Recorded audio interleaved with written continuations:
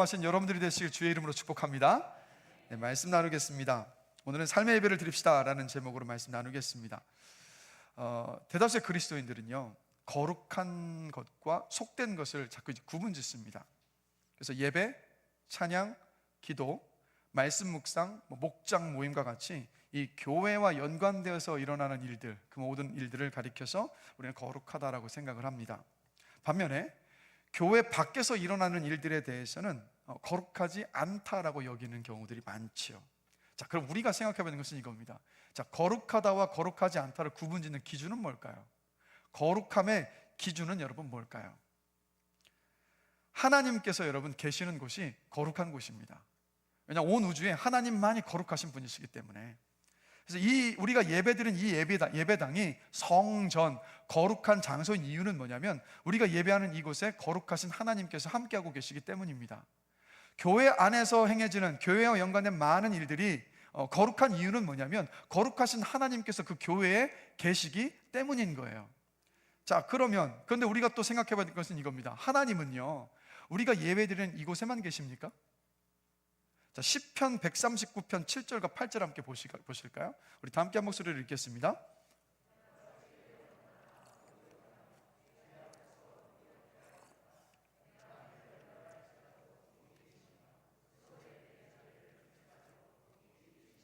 여러분, 하나님이 계시지 않은 곳이 없어요.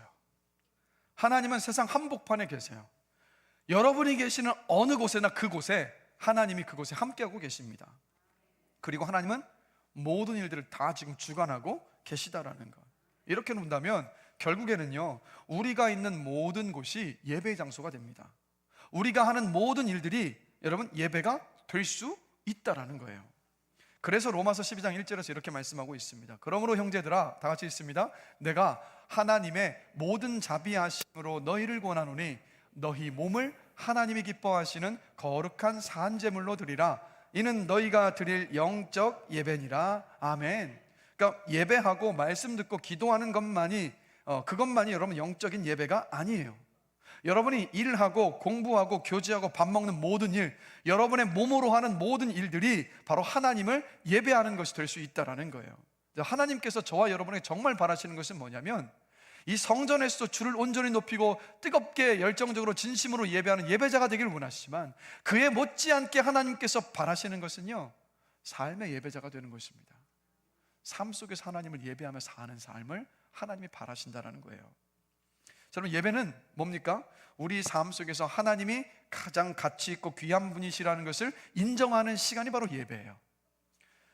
그렇기 때문에 삶 속에서 드리는 그 삶의 예배와 주일날 예배당에서 드리는 이 예배는 무관하지 않습니다. 주일의 예배는 삶의 예배로 이어지고요, 그리고 삶의 예배는 주일의 예배로 이어집니다. 그래서 여러분, 우리가 드린 예배가 어떤 예배였는지, 그 예배가 진정성 있는 예배였는지, 은혜 받은 예배인지 아닌지는 아멘 소리의 크기나 찬양할 때 내 가슴이 막 벅차올랐었다든가 아니면 결단하며 기도할 때 눈물을 흘렸느냐, 거기에 있지 않아요. 그것으로 우리의 예배가 정말 주님께서 기쁘게 받으시는 예배였는지 평가할 수가 없어요.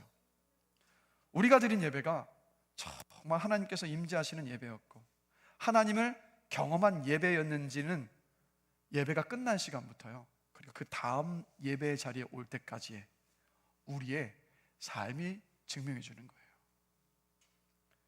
자, 여러분, 성경 속에서 가장 뜨거운 예배, 하나님을 기쁘시게 했던 예배를 드렸던 가장 대표적인 예배자가 누굴까요? 저는 항상 뻔한 질문을 드린다는 거 아시죠? 자, 오늘 함께 읽은 본문의 말씀은 누가 지은 시입니까? 다윗이에요. 그러면 누구겠습니까? 다윗이에요. 다윗은 성전을 유난히 사랑했던 사람입니다. 얼마나 성전을 사랑했던지 내 평생의 소원이 성전에서 영원히 함께하는 것, 그게 마음의 소원일 정도였어요. 그래서 다윗은 하나님께 멋진 성전을 지어드리고 싶었습니다. 그러나 하나님께서 허락하지 않으셨죠. 그러자 하나님의 그 법궤를, 천막을 쳐놓고 그 안에 하나님의 법궤를 두었습니다. 근데 그 허름한 천막을요, 자기가 사는 그 화려한 궁전보다도 더 사모했고 더 좋아했어요. 그래서 다윗은 그곳에서 하나님을 끊임없이 예배했습니다. 한마디로 다윗의 예배는 하나님의 마음을 홀딱 빼앗아가는 예배였어요. 여러분, 저와 여러분의 예배가 다윗처럼 하나님의 마음을 홀딱 빼앗아가는 예배가 되길 원합니다. 네. 저 토미테니의 다윗의 장막이라는 책을 보면 다윗의 예배를 이렇게 해석을 합니다. 세월이 지나고 나서요, 다윗이 이미 죽었죠. 이제 세월이 지나고 나서 누군가 하나님께 묻습니다. 하나님, 지금 만약 하나님께서 지금까지 받으셨던 수많은 예배 중에 가장 다시 받고 싶으신 예배가 있다면 누구의 예배입니까? 만약 다시 성전을 짓기를 원하신다면 누가 지은 성전이 가장 마음에 드십니까? 모세가 지은 성막입니까? 솔로몬이 지었었던 성전입니까? 아니면 헤롯이 지은 으리으리한 그 성전입니까? 지금 성전은 다 무너졌는데 다시 짓고 싶은 성전과 다시 받고 싶으신 예배는 누구의 예배입니까? 라고 질문을 했어요. 그러자 하나님께서 이렇게 대답을 하십니다. 그거야 당연히 다윗의 예배지. 다윗이 드렸던 그 예배, 비록 허름하기 짝이 없고 비가 오면 비가 새고 바람이 불면 흔들려 걸렸던 불안하기 짝이 없었던 그 천막이었지만 그 속에서 드렸던 다윗의 예배는 내 마음을 홀딱 빼앗아갔어. 밤새도록 찬양하던 다윗, 일주일을 살고 와서 지난 일주일의 삶을 시로 지어서 나에게 불렀던 다윗, 다윗에게 받았던 그 예배의 날들을 생각하면 지금도 나는 그 예배가 너무 그리워라고 하나님이 답하신 거예요. 그래서 이 하나님께서 사도행전 15장 16절을 보면 이렇게 말씀하십니다. 그 다윗의 예배를 너무도 그리워하셨던 하나님이, 우리 다 함께 읽겠습니다. 이후에 내가 돌아와서 다윗의 무너진 장막을 다시 지으며 또 그 허물어진 것을 다시 지어 일으키리니. 한마디로 다윗은 하나님께서 인정하셨던 예배자였습니다. 자, 이런 다윗인데 오늘 함께 읽은 본문 시편 15편에서 진짜 예배는요, 성전에서 드리는 예배 의식이 아니라 그 사람의 삶의 예배라는 것을 지금 가르쳐주고 있습니다. 자, 오늘 시편 15편 1절의 말씀 다시 한번 읽어보겠습니다. 여호와여 주의,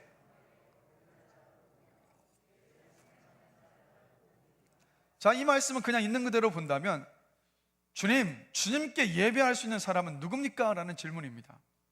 근데 이 말씀은 이렇게 우리가 재해석해 볼 수 있어요. 예배자는 어떻게 살아야 합니까? 예배 드리고 난 후에 그 예배자는 어떠한 삶을 살아야 합니까? 라는 질문으로 재해석해 볼 수가 있어요. 그래서 이 질문에 대한 답변이 2절부터 5절까지의 말씀입니다. 자, 2절부터 5절까지 말씀을 우리 다시 한번 한 목소리 한번 읽어보겠습니다. 정직하게 행하며 공의를 실천하며 그의 마음의 진실을 말하며 그의 혀로 남을 허물하지 아니하고 그의 이웃에게 악을 행하지 아니하며 그의 이웃을 비방하지 아니하며 그의 눈은 망령된 자를 멸시하며 여호와를 두려워하는 자들을 존대하며 그의 마음에 서원한 것은 해로울지라도 변하지 아니하며 이자를 받으려고 돈을 구워주지 아니하며 뇌물을 받고 무지한 자를 해하지 아니하는 자이니 이런 일을 행하는 자는 영원히 흔들리지 아니하리라. 아멘. 자, 이 말씀을 보시면 2절에서 뭐라고 말씀하고 있습니까? 정직하게 살아야 하고 죄를 멀리하면서 의롭게 살아야 되고 거짓말하지 않는 삶을 살아야 한다라고 말씀하고 있어요. 3절에서는 이 새치혀로 다른 사람을 헐뜯고 욕하거나 비난하지 말고 이웃과 친구에게 악한 일을 하지 않아야 한다라고 말하고 있어요. 4절에서는 죄를 짓는 사람과 친구가 되지 말라고 말합니다. 그리고 하나님을 잘 섬기는 믿음의 사람들과 가까이 지내고 그들을 귀하게 여기라고 말해요. 그리고 예배 때 하나님과의 약속을 뜻하는 서원을 삶 속에서 최선을 다해서 지켜내는 삶을 살라고 말하고 있어요. 그리고 5절에 와서는 가난한 사람에게 돈으로 횡포 부리지 말고 약한 사람들 억울하게 만들지 말고 할 수만 있다면 약한 이들에게, 이웃들에게 후하게 자비를 베푸는 삶을 살아야 한다라고 살라고 그렇게 말씀하고 있어요. 바로 이러한 삶을 사는 삶이 바로 하나님을 예배하는 삶의 예배라는 거예요. 이게 바로 하나님을 예배하는 예배자의 삶이라는 겁니다. 그러니까 이런 삶의 예배자로 최선을 다해서 살면 그 사람에게 어떤 약속을 지금 하고 계십니까? 하나님께서 그 사람이 영원히 흔들리지 아니하도록 하겠다라고 약속하시잖아요. 여러분, 그럴 수밖에 없어요. 생각해 보세요.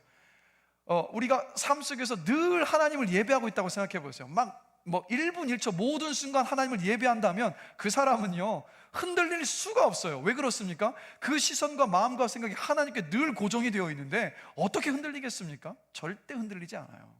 여러분, 삶의 예배를 드리시면서 흔들리지 않는 하나님의 그 은혜를 풍성히 누리시게 되시길 주의 이름으로 축복합니다. 여러분, 하나님은 다윗을 내 마음에 합한 자라라고 말씀하셨어요. 그런데 이 칭찬 받은 거 우연이 아닙니다. 이 다윗의, 좀 우리가 함께 읽은 이 시편 15편 다윗의 이 시편을 보면 다윗이 예배를 드리고 나서 그 한 주간 어떠한 삶을 살았을지 충분히 상상되지 않습니까? 다윗은 치열하게 정말 거룩하고 경건하게 살기 위해서 그 한 주를 최선을 다했어요. 그래서 여러분, 하나님께서 다윗의 예배를 기쁘게 받으셨던 이유는 그의 장기였던 수금을 잘 탔기 때문도 아니고, 또 막 하나님을 기뻐하면서 옷이 막 바지춤이 흘러내리도록 춤추었기 때문도 아닙니다. 다윗은 하나님과 만나는 그 하루를 준비하기 위해서 그 한 주를요 치열하게 살았어요.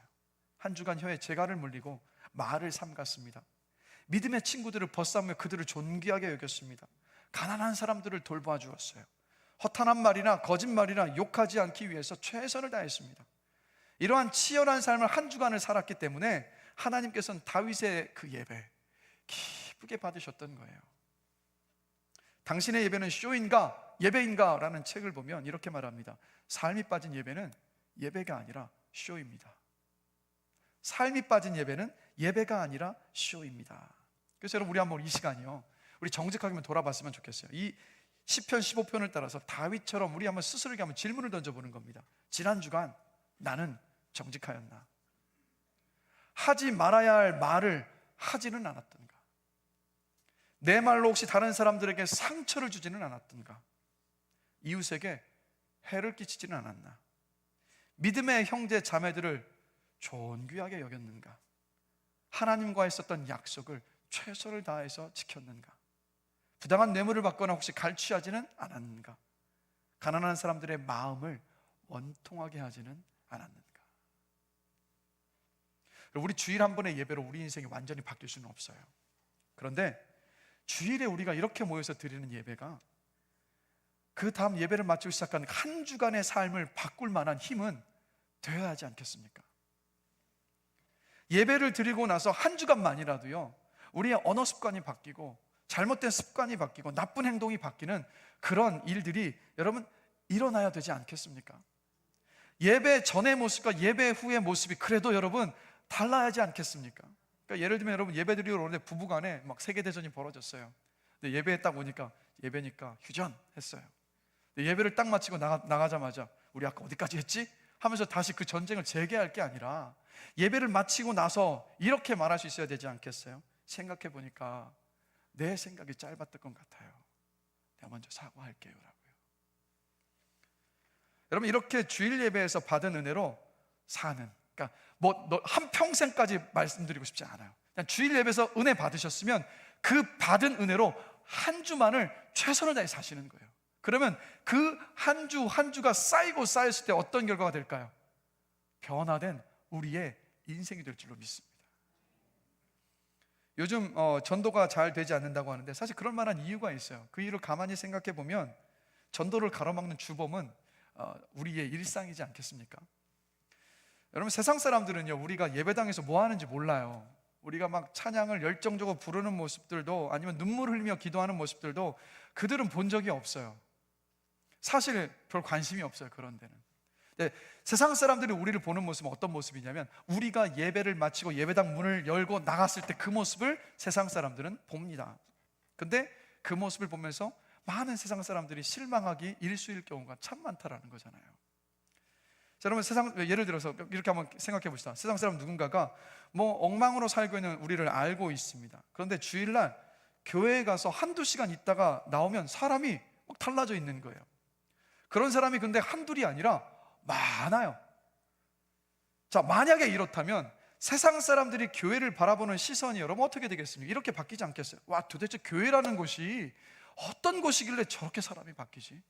야, 저 사람 내가 봤을 때 안 된다고 생각했는데, 아니 어떻게 주일날 예배 드리고 나오니까 저 사람이 저렇게 바뀌지?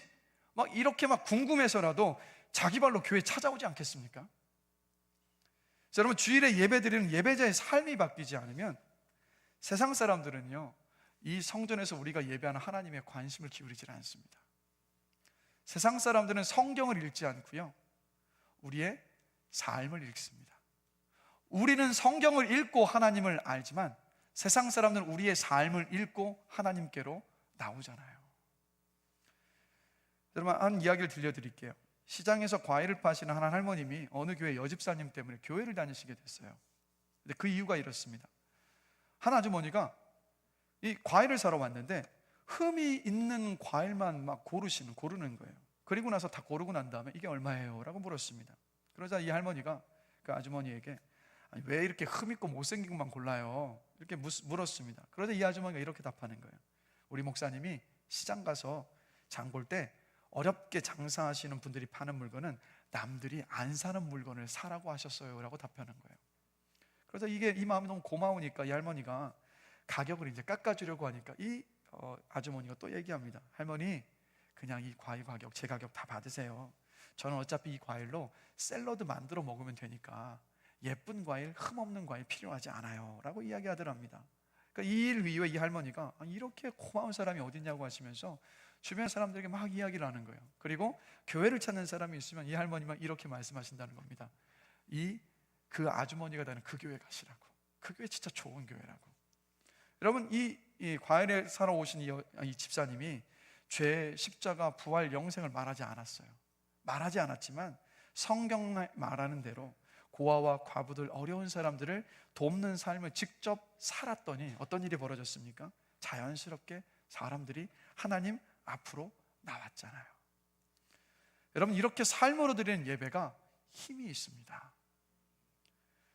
그래서 여러분들이요, 도대체 예배당 안에서 어떤 일이 일어나길래 저렇게 사람이 변하냐고 궁금해서라도 이곳에 나오지 않고는 못 배기게 만드는 그런 삶이 되시기를 주의 이름으로 축복합니다.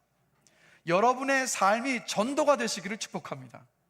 여러분의 삶이 성경책이 되는 역사가 일어나기를 축원합니다. 하나님께서 기뻐하시는 삶의 예배자가 되시기를 주의 이름으로 간절히 축복합니다.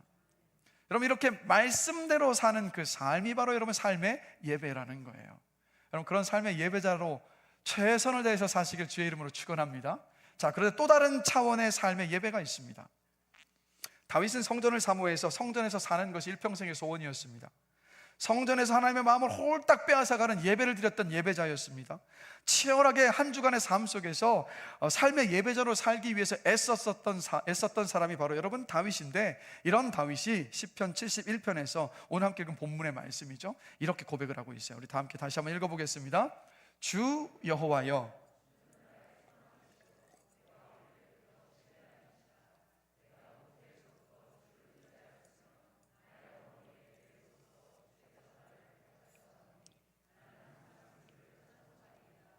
나는 무리에게 이상한 징조같이 되었으나 주는 나의 견고한 피난처시오니 주를 찬송함과 주께 영광 돌림이 종일토록 내 입에 가득하리이다. 아멘.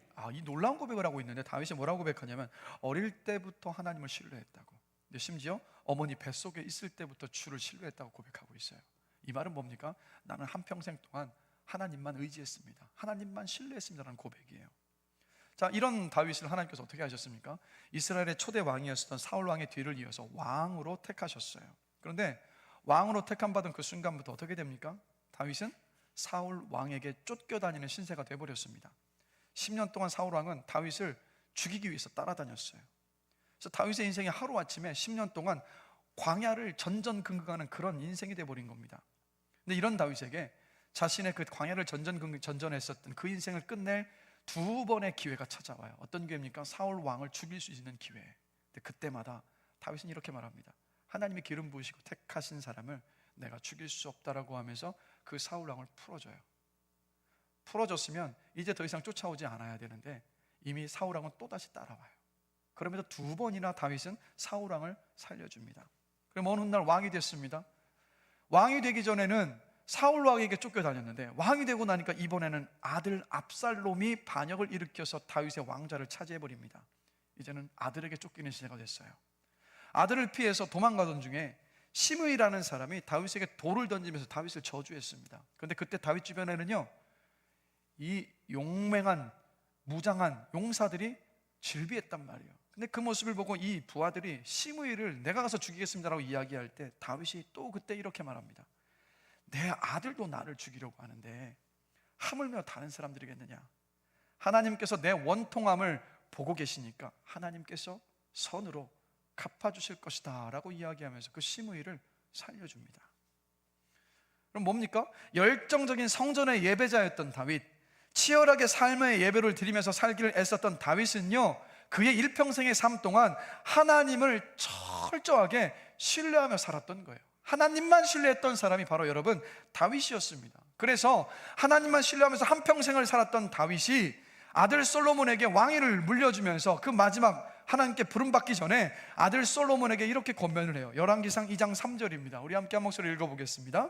내 하나님 여호와의 명령을 지켜 그 길로 행하여 그 법률과 계명과 율례와 증거를 모세의 율법에 기록된 대로 지키라. 그리하면 내가 형통하리라. 아멘. 이 말씀은 이런 뜻이죠.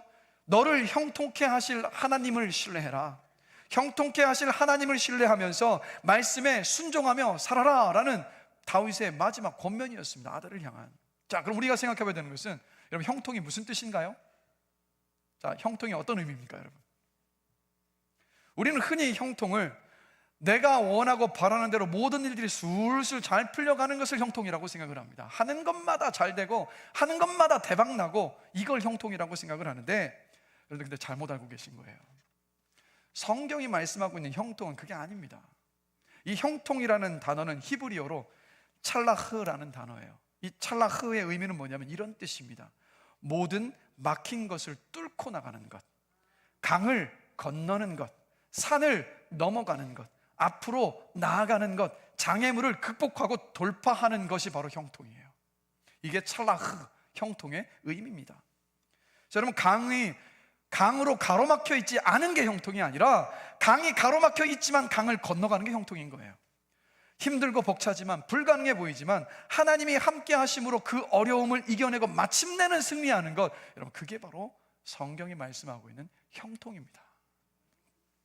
그래서 성경 속에 또 질문 드릴게요. 자, 성경의 수많은 인물 가운데 형통한 삶을 살았던 가장 대표적인 인물 누가 떠오르십니까? 바로 요셉이에요. 요셉이죠. 자, 요셉이 어떤 사람입니까? 아버지 야곱의 사랑을 독차지했던 부잣집 막내 아들. 10명의 형들이 이 야곱을 씻으면서 어떻게 합니까? 빠져나올 수 없는 구덩이에 던져버렸어요. 가까스로 살아서 이집트에 노예로 팔려갔습니다. 근데 이집트에 노예로 팔려가서 이집트 장군의 집에서 가정 총무일을 받습니다. 그런데 장군의 아내가 누명을 뒤집어 씌워서 살아서는 나올 수 없는 감옥에 갇혀버렸어요.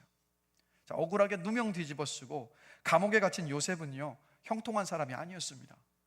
그 상황만 본다면. 그러나 사실 요셉은 형통함 속에 있었잖아요. 왜 그렇습니까? 구덩이에서 시작해서 감옥으로 갔고 이제는 그 감옥을 나와서 왕궁으로 가는 그 과정 중에 있었으니까, 여러분 그 순간 요셉은 형통함 속에 있었습니다. 그래서 요셉이 노예였을 때, 그래서 그의 주인이 요셉을 보면서 이렇게 말을 했어요. 그의 주인이 여호와께서 그와 함께 하심을 보며 또 여호와께서 그의 범사에 형통하게 하심을 보았더라. 자, 이 말은 이런 뜻입니다. 주인이 여호와께서 요셉과 함께 하셔서 그가 손으로 행하는 모든 일에 막힌 것을 뚫고 극복하고 돌파하여 잘 마무리되도록 하셨음을 보았더라라는 뜻이에요, 여러분. 그래서 여러분 다시 한번 말씀드립니다. 형통은 막힘이 없고 장애물이 없고 하는 일마다 잘 되고 계속 파란 시도등이 켜지고 금수저 인생으로 사는 게 형통이 아닙니다. 고난과 고통이 없는 것이 아니에요. 오히려 그 문제와 상황들을 극복하고 나아가는 것이 형통입니다. 장애물이 있어도 뚫고 돌파하면 형통한 거예요. 광야를 지나고 있지만 기쁨과 감사함으로 인내하면서 잘 견디고 있다면 형통한 거예요. 마침내는 하나님께서 승리하게 하실 것을 믿는 믿음 위에 서 있다면 그게 바로 형통한 겁니다. 하나님은 요셉의 삶을 형통케 하셨어요. 다윗의 삶도 형통케 하셨습니다. 그래서 다윗도 요셉도 어떻게 한평생을 살았습니까? 형통케 하시는 하나님만 신뢰하면서 여러분 살았던 거예요. 제가 미국에서 유학 중에 목회하던 섬기던 교회에서 어느 금요일날 금요성령 집회가 항상 있었는데, 담임 목사님이 갑작스럽게요 학생부 수련회 메시지를 전하시게 되셨습니다. 그래서 그때 모든 부목회자들 사이에서 오늘 누가 금요성령 집회에서 메시지를 전하느냐가 관심거리였어요. 화두였어요. 왜냐하면 급히 자리를 비우시고 나가는 자리에 말씀을 전하는 그 자리에 말씀을 전하게 하는 그 부교육자를 담임 목사님이 신뢰한다는 얘기잖아요. 자, 질문 드리겠습니다. 그날 누가 메시지를 전했을까요? 저예요. 그러니까 질문 드리죠. 제가 그날 말씀을 전했어요. 말씀을 전할 수 있었다는 것 때문에 참 기뻤고요. 근데 더 기뻤던 건 뭔지 아십니까? 담임 목사님이 나를 신뢰하시는구나. 그게 그렇게 기쁘더라고요. 여러분, 누군가의 신뢰를 받는다는 거 정말 기쁜 일이지 않습니까? 네, 여러분, 똑같아요. 하나님도요, 우리가 하나님을 신뢰할 때 너무도 기뻐하십니다. 형통하게 하시는 하나님을 신뢰할 때 하나님 기뻐하신다고요. 그래서 형통하게 하시는 하나님을 신뢰하면서 사는 삶만큼 하나님을 기쁘시게 하는 예배가 없습니다. 여러분, 이번 한 주간을요, 하나님을 신뢰하면서 살아오셨다면 여러분의 그 삶을요, 하나님께서 기쁘게 삶의 예배로 받으신 거예요. 한 선교사님이 독일에서 유학하면서 공부하시면서 라틴어를 가르치셨던 교수님의 이야기를 제가 잠시 들려드릴게요. 이 교수님이 젊은 때죠, 갓 대학에 입학했을 때 유대인 친구를 만났습니다. 그래서 유대인 친구와 함께 밥도 먹고 공부하고 또 룸메이트로서 같은 방도 함께 쓰면서 그렇게 지냈어요. 근데 이 유대인 친구를 가만히 보면 공부하다가 피곤하고 지치면 항상 히브리어로 시편 23편을 암송을 하는 거예요. 그래서 이 교수님이 유대인 친구에게 물었습니다. 너는 왜 집중이 안 되고 피곤할 때 시편 23편을 암송하니? 라고 물으니까, 그래서 이 유대인 친구가 이렇게 답합니다. 시편 23편을 외우고 있으면 하나님이 함께 하심이 느껴지고 마음도 가벼워지고 정신도 맑아지고 알 수 없는 이상한 힘이 생겨나 라고 대답하더라는 거예요. 그래서 그날부터 이 교수님도 유대인 친구를 따라서 시편 23편을 히브리어로 암송하기 시작했습니다. 그렇게 시간이 흘렀는데, 그렇게 함께 공부하다 보니까 어떻게 됐냐, 독일 나치의 핍박이 점점 심해지는 거예요. 그래서 이 유대인 친구는 은신처에 숨어 지낼 수밖에 없었습니다. 그러던 중 급히 이 유대인 친구로부터 연락이 왔어요. 붙잡혀서 가스실로 끌려가게 되었다고. 그래서 이 교수님이 급히 자전거를 타고 친구가 있었던 그 은신처로 달려갔습니다. 그런데 이미 이 친구를 태운 트럭은 출발했어요. 그래서 있는 힘껏 자전거를 몰면서 친구의 이름을 부릅니다. 그러자 그 트럭에 쳐져 있는 그 천막을 들춰내고 친구 얼굴을 드러내는 거예요. 그러면서 그 친구는 그 친구의 얼굴을 보니까 평온해요. 함께 평온하게 공부했던 그 모습 그대로. 그리고는 갑자기 소리 높여 무언가를 외기 시작했습니다. 여호와는 나의 목자시니 내가 부족함이 없으리로다. 그가 나를 푸른 초장에 누이시며 쉴 만한 물가로 인도하시는도다. 그렇게 외던 시편 23편을 히브리어로 외고 있었던 거예요. 그 순간 자전거를 몰고 가면서 이 교수님도 함께 큰 목소리로 시편 23편을 암송합니다. 내가 사망의 음침한 골짜기로 다닐지라도 해를 두려워하지 않을 것은 주께서 나와 함께 하심이라. 그게 이 유대인 친구를 본 마지막이었습니다. 시간이 흘러 독일군의 폐색이 짙어져 갔어요. 이 교수님도 끌려가서 독일 군대에 끌려갔습니다. 결국 연합군에 포로로 잡혀서 이 교수님도 총살을 당하게 됐어요. 죽음의 대열에 끼어서 걸어가는데 갑자기 그 순간 가스실로 끌려가면서 시편 23편을 외웠었던 유대인 친구가 생각이 나는 거예요. 그래서 마음으로 이 교수님이 고백합니다. 그래, 죽음의 길을 걸으면서도 웃으며 떠난 내 친구처럼 나도 담담하게 이 죽음을 맞이하자. 그러면서 그 형장에서 그 죽으러 사형장으로 끌려가는 그 길 속에서 그 친구와 함께 외던 시편 23편을 히브리어로 조용히 외기 시작했습니다. 그러자 알 수 없는 힘이 생겨나요. 용기가 생겼어요. 평안함이 임했습니다. 그리고 자신을 겨눈 총구 앞에서 자기도 모르게 이 교수님이 큰 소리로 목소리 높여 외치기 시작했습니다. 내가 사망의 음침한 골짜기로 다닐지라도 해를 두려워하지 않을 것은 주께서 나와 함께 하심이라. 주의 지팡이와 막대기가 나를 안위하시나이다 라고 고백하는 그 순간 놀라운 일이 벌어집니다. 현장을 지키던 연합군 장교가 자리를 박차고 일어난 거예요. 그리고 함께 목소리를 높여서 이 교수님이 외던 시편 23편을 외기 시작하는 겁니다. 그것도 히브리어로. 이 연합군 장교는 유대인이었던 거예요. 장교는 곧바로 이 교수님을 풀어주라는 명령을 내립니다. 사형 중지 서류에 사인을 했어요. 놀라서 이상하게 쳐다보는 주위의 연합군들에게, 병사들에게 이 장교가 말합니다. 하나님의 백성은 비록 악마의 제복을 입었다 할지라도 하나님의 백성인 것이다 하면서 이 교수님을 살려줬던 거예요. 여러분, 이 교수님과 유대인 친구는 생사의 기로에서도 누구를 신뢰했습니까? 하나님을 신뢰했어요. 그리고 하나님은 생사의 기로 속에서도 하나님을 신뢰하며 시편 23편으로 하나님을 예배했었던 두 사람의 예배 기쁘게 받으셨습니다. 하나님은 가스실로 끌려가는 유대인 친구가 죽음을 두려워하지 않도록 형통케 하셨어요. 하나님은 이 교수님이 죽음의 두려움을 이겨내게 하셨고 마침내는 그 생명을 건져주셨습니다. 하나님은 삶으로 예배했었던 교수님과 이 교수님의 유대인 친구를 형통하게 하셨던 거예요. 이사야 43장 21절에서 하나님께서 이렇게 말씀하세요. 우리 함께 한 목소리 읽어보겠습니다.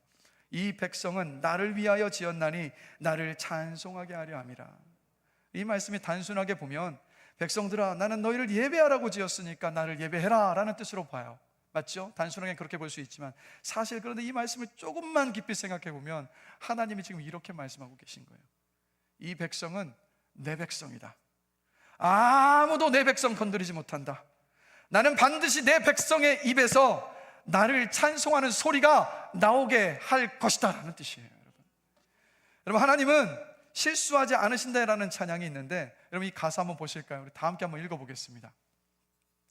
내가 걷는 이 길이 혹 굽어도는 수가 있어도 내 심장이 울렁이고 가슴 아파도 내 마음으로 여전히 기뻐하는 까닭은 하나님은 실수하지 않으심일세. 내가 세운 계획이 혹 빗나갈지 모르며 나의 희망 덧없이 쓰러질 수 있지만 나 여전히 인도하시는 주님을 신뢰하는 까닭은 하나님은 실수하지 않으심일세. 아멘. 여러분 하나님은요 여러분이 처해 있는 그 어떤 상황과 문제보다도 크신 분이십니다. 여러분의 인생 속의 모든 상황과 문제는 우리 하나님의 발 아래에 있습니다. 하나님은 굽은 길도 곧은 길이 되게 하시는 분이십니다. 하나님은 실수하지 않으십니다. 하나님의 타이밍은 언제나 완벽합니다. 하나님은 여러분의 실수를 통해서도 실패를 통해서도 악을 통해서도 선을 이루시는 전능하신 하나님이십니다. 그렇기 때문에 내 환경이 굽어돌고 풍랑이 끊임없이 일어나고 계획이 빗나간다 할지라도 여러분 믿으십시오. 하나님은 여러분을 형통하게 하실 것입니다. 하나님은 결국에는 우리의 입에 하나님을 찬송하게 하실 것입니다. 지금까지 그래 오셨던 것처럼. 그래서 여러분 형통하게 하실 하나님을 신뢰하는 삶의 예배를 드리는 삶의 예배자가 되시기를 주님의 이름으로 간절히 축원합니다. 기억하세요. 하나님을 신뢰하며 사는 그 순간순간을 하나님께서 너무도 기뻐하신다는 것, 하나님을 신뢰하며 살아가는 그 걸음걸음들이 하나님께서 가장 기쁘게 받으시는 삶의 예배라는 것. 저는 말씀을 마무리할게요. 자, 우리 이사야 43장 2절 말씀 함께 보실까요? 하나님이 이렇게 말씀하십니다. 힘차게 읽겠습니다. 내가 물 가운데로 지날 때 내가 너와 함께 할 것이라. 강을 건널 때 물이 너를 침몰하지 못할 것이며 내가 물 가운데로 지날 때 타지도 아니할 것이요 불꽃이 너를 사르지도 못하리니. 아멘. 우리가 예배할 분은 하나님 한 분뿐이십니다. 왜요? 하나님만이 우리를 형통하게 하실 수 있는 유일한 분이시니까. 자, 여러분 예배에서 받은 말씀의 은혜를 붙잡고 그 한 주를 말씀대로 사는 것이 바로 삶의 예배입니다. 형통하게 하실 하나님을 신뢰하며 믿음으로 사는 삶이 바로 여러분 삶의 예배입니다. 이렇게 삶의 예배를 드리는 이들에게 하나님께서 이런 놀라운 약속을 하고 계세요. 시편 16편 8절입니다. 우리 함께 한 목소리 한번 읽어보겠습니다. 시편 16편 8절입니다. 하나님이여